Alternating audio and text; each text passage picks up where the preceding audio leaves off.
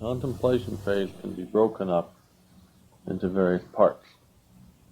And I have done so that we can better understand the technique and better understand the mechanisms of contemplation, and so that you can instruct properly how to do the technique. First of all, we have always an object in the Enlightenment technique. We have an object of the Enlightenment. One is trying to get an Enlightenment experience with regard to something. On another talk, we'll talk about in detail what those somethings could be. But in brief, the ones I have selected as the who-ness of the individual, the what-ness of the individual, the what-ness of life, and the what-ness of another. Now, there's a lot of things that you could work on, but we won't go into that now. We'll go into that another time. Let's just take, for example, what we're going to work on is the individual himself, who it is that he is. That would be the who-ness of the individual. This is the object.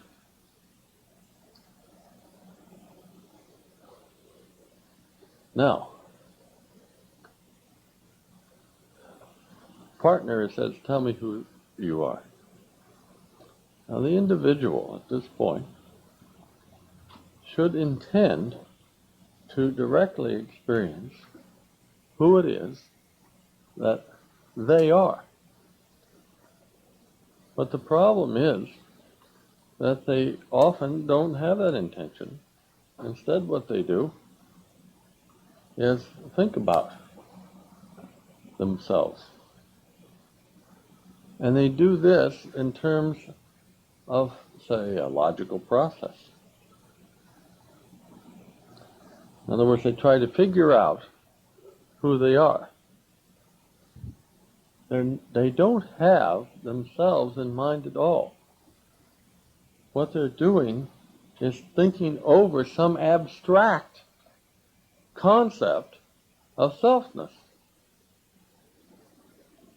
It's even worse if they were working on life. I said, no, well, I said, what could life possibly be? Now let me figure this out. And they're not addressing life itself. They're addressing some sort of ideas in their mind about life, and not life itself.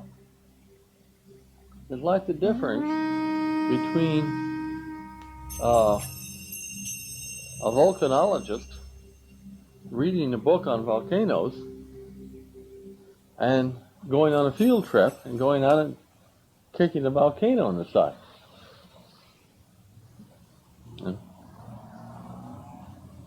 And when people work on who they are, they often simply think about psychological studies on people, on what people are. And they don't go off on a field trip to actually experience themselves.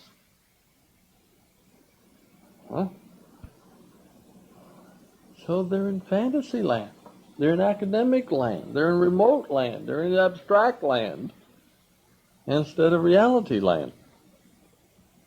They're running around in their minds dealing with ideas about themselves, and are not dealing with themselves.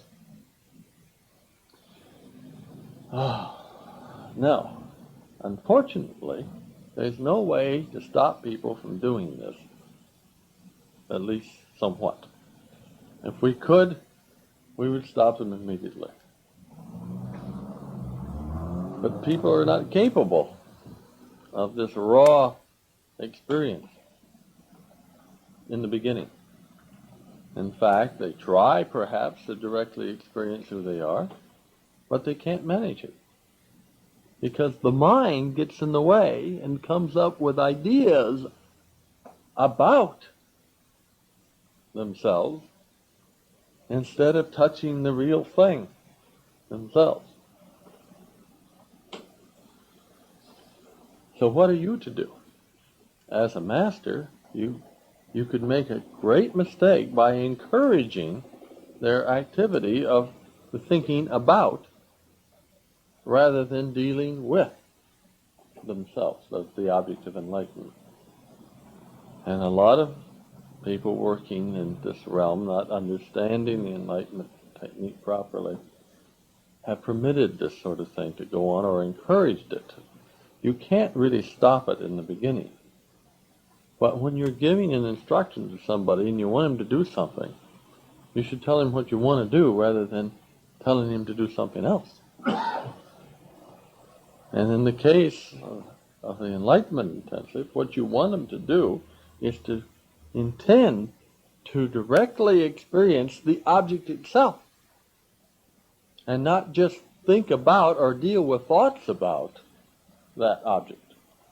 In this case, it is oneself.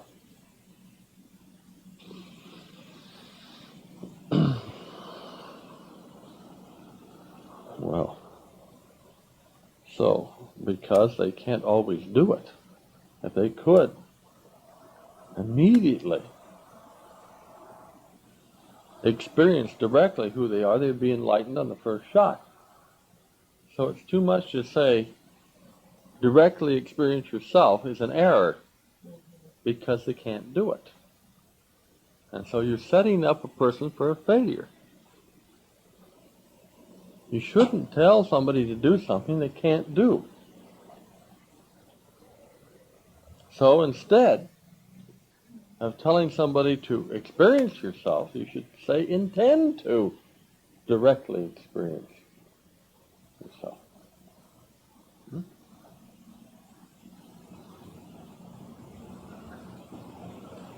That they can do. They can have the intent.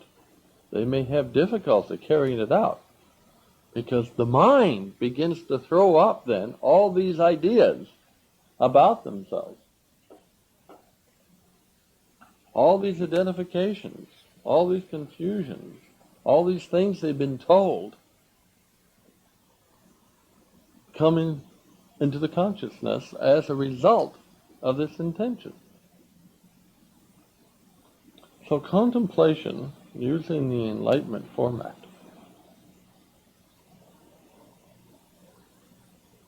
is begun with intending to experience that object of the Enlightenment directly.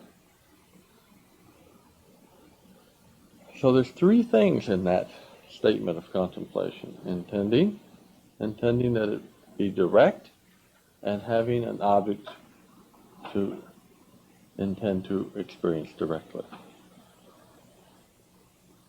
Unfortunately, as I said,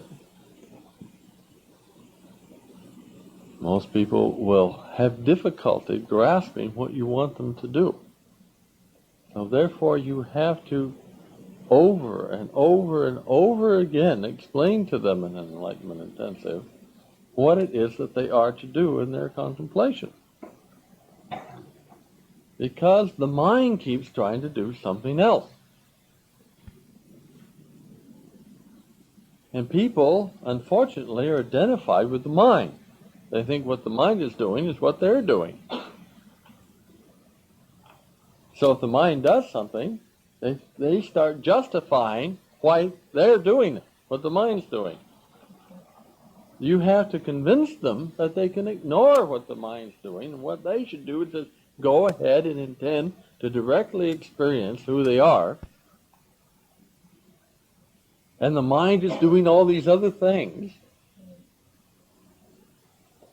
But they still should just have the intent.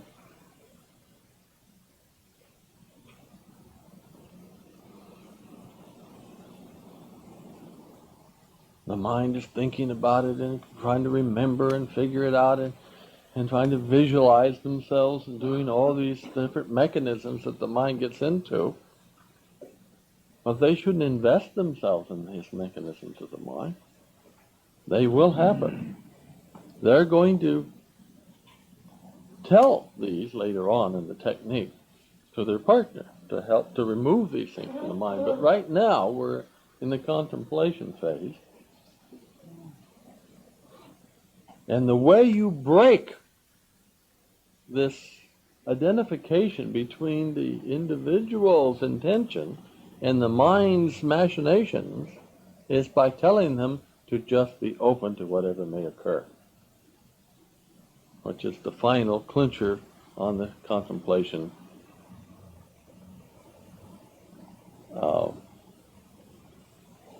activity.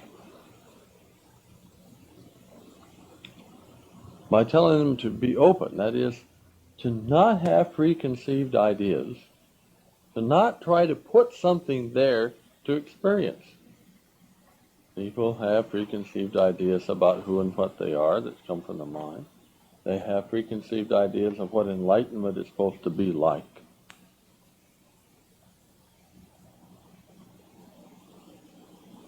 They're always wrong. There may be some element of correctness to their preconceived ideas. But so far as enlightenment is concerned, they're wrong because the ideas are ideas, and as long as they're ideas, they're not enlightenment. Because enlightenment's not an idea. It's a fact of pure consciousness.